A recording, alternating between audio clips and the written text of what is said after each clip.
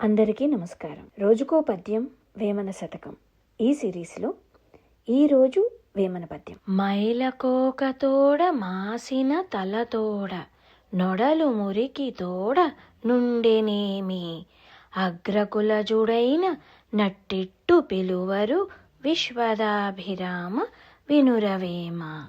దీని అర్థం ఏంటంటే, ఎంత ఉన్నత వంశంలో పుట్టినా, అగ్రకులంలో పుట్టినా, ఎంత ధనవంతుల ఇంట్లో జన్మించినా, శుభ్రత లేకుండా మాసిన బట్టలు కట్టుకొని స్నానం చెయ్యకుండా మాసిన జుట్టుతో ఉంటే ఎవ్వరూ అతన్ని గౌరవించరు.